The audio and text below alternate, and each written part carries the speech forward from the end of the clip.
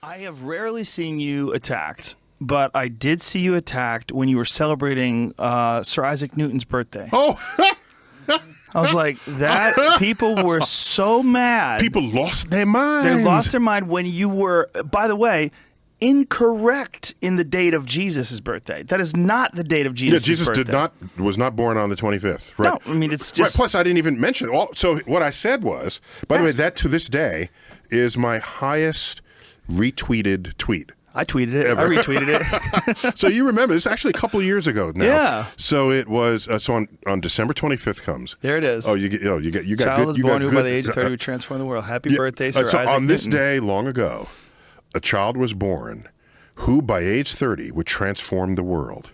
Happy birthday, Isaac Newton. Born December 25th, 1642. 79,000 retweets, Oh, yeah. 86,000 likes. People just lost their They mind. were so mad. They were angry, and I thought, well, interesting, because I'm just speaking the truth here. Yes. He transformed civilization actually, he did it by the time he was 26. So, yes, it's provocative because you're expecting that Jesus is going to end that. But I thought I'd share some actual truth with people. And so some people celebrated it, deeply religious people.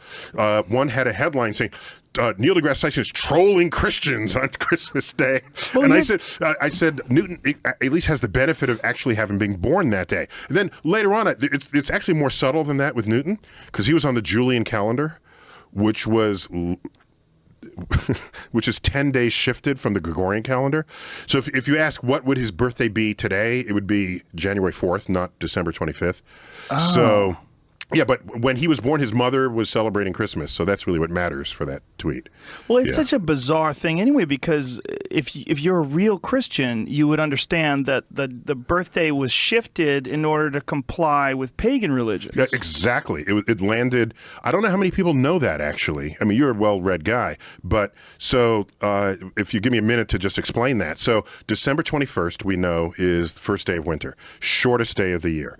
And what makes it short? Shortest daylight of the year. And what makes it short? The arc of the sun across the sky is very low. The sun doesn't get very high, and it doesn't stay up for very long. And it's been coming a lower and lower arc every day en route to December 21st. The ancient peoples were worried about this because everyone worshipped the sun because it made your crops come and it gave you warmth. And you say, wow, if this keeps going lower and lower in the sky, we're going to lose the sun entirely. December 21st, the sun slows down and it stops this drop in its movement across the sky from day to day. So that stopping of the sun is solstice.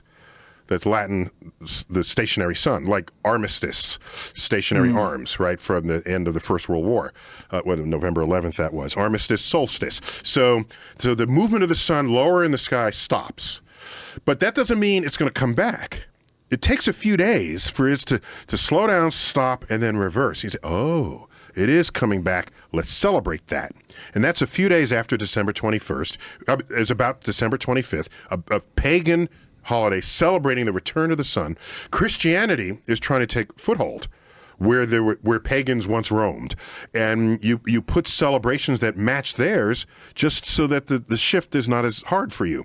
And the unknown birthday of Jesus was then assigned this pagan day of celebration to make that transition easier for the pagans to become Christians. And sure enough, it remained Christmas Day.